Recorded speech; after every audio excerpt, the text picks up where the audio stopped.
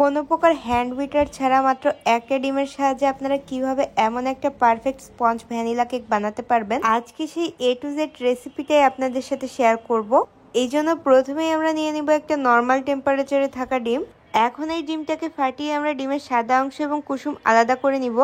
এই স্টেপে সতর্ক থাকতে হবে কোনোভাবেই যেন ডিমের কুসুম ডিমের সাদা অংশের মধ্যে না থাকে, তাহলে কিন্তু ডিমের ফোমটা পারফেক্টলি সেট হবে না।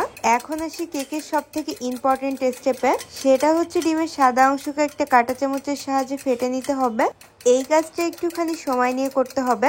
আপনাদের বাড়িতে যদি ইলেকট্রিক বিটার না থাকে অথবা কোনো প্রকার হ্যান্ড উইস্কও না থাকে, সেক্ষেত্রে কিন্তু এই কাজটা করার জন্য কাঁটা চামচই সব থেকে বেস্ট অপশন।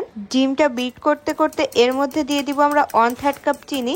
আর এই 1/3 কাপ চিনিটা কিন্তু আমরা একবারে দিয়ে দিব না, একটু একটু করে ধাপে ধাপে এই চিনিটা আমরা ডিমের সাথে মিক্স করব। যেহেতু আমরা কাজটা সম্পূর্ণ হাতের সাহায্যে কাঁটা চামচ দিয়ে করতেছি, সেই ক্ষেত্রে কিন্তু ডিমে একটা ফোমি ভাব আসতে অনেক বেশি টাইম লাগবে। এই কাজটা করতে একটুখানি নিজের ধৈর্যের পরীক্ষা দিতে হবে আর কি। এছাড়া এই স্টেপটা কিন্তু অনেক বেশি ইজি। এই ডিমের ফোমটা যাতে একটুখানি তাড়াতাড়ি হয়ে যায়, এ কারণে আমি একটা সিক্রেট টিপস শেয়ার করব। সেটা হচ্ছে ডিমের মধ্যে যখন অর্ধেকেরও বেশি চিনি অ্যাড করা হয়ে যাবে, অর্থাৎ ডিমটা 4-5 মিনিট বিট করার পরে এর মধ্যে দিয়ে দিব আমরা 1 চামচের মতো হোয়াইট ভিনেগার। আমি এই ভিনেগারটা সবসময় এই ভিনেগারের ঢাকনা দিয়ে অ্যাড করে থাকি। এই ভিনেগারটা দেওয়া টোটালি অপশনাল, আপনারা যদি চান এটা স্কিপ করতে পারেন, কিন্তু এটা যদি দেওয়া হয় তাহলে কিন্তু ডিমের ফোমটা হতে একটু কম টাইম লাগবে। ভিনেগারের বদলে কিন্তু এখানে ক্রিম অফ টার্টারও ইউজ করা যায়। দুইটার কাজই একই, ডিমের ফোমটাকে একটুখানি তাড়াতাড়ি সেট করা। এখানে ডিমের ফোমটা যতক্ষণ না একটা ক্রিমি টেক্সচারে চলে আসতেছে ততক্ষণ পর্যন্ত আর এর মধ্যে কোনো কিছু অ্যাড না করে অনবরত ফেটতে থাকতে হবে। আর মাঝে মধ্যে একটুখানি কাঁটা চামচটা উঠিয়ে চেক করতে হবে। ডিমের ফোমটা যদি ঘন আর ক্রিমি হয়ে যায় তখন এটা ফেটা বন্ধ করে দিতে হবে, কারণ বেশি বিট করে এটা যদি শক্ত করে ফেলা হয় তাহলে কিন্তু কেকটা চুপসে যাওয়ার সম্ভাবনা আছে। মোটামুটি ক্রিম দিয়ে যখন কিছু লিখলে সাথে সাথে নাম মুছবে, তখনই বুঝে নিতে হবে ডিমের ম্যারাংটা একদম রেডি। এখন এর মধ্যে ডিমের কুসুমটা অ্যাড করে দিতে হবে। এই পর্যায়ে কিন্তু ডিমের কুসুমটা একদমই ওভারবিট করা যাবে না, শুধু সাদা অংশের সাথে এটা মিশিয়ে নিলেই হবে। এটা বেশি করে মেশাতে গেলে কিন্তু ডিমের ম্যারাংটা নষ্ট হয়ে যাবে। এখন এর মধ্যে দিয়ে দিচ্ছি 1 চামচের মতো সয়াবিন তেল, 1/2 চামচের মতো ভ্যানিলা এসেন্স ও 1 চিমটি অরেঞ্জ ইমোশন। আপনাদের হাতের কাছে অরেঞ্জ ইমোশন না থাকলে এটা কিন্তু স্কিপ করলেও হবে, কিন্তু এটা দিলে খুব সুন্দর একটা কালার আসে, এই কারণে আমি অ্যাড করেছি। পাশাপাশি কেকটা একটুখানি অরেঞ্জ ফ্লেভারের হয়ে থাকে। সবকিছু একসাথে ভালোভাবে মেশানো হয়ে গেলে এর মধ্যে দিয়ে দেব 1/3 কাপ পরিমাণ ময়দা আর 1/2 চামচ পরিমাণ বেকিং পাউডার।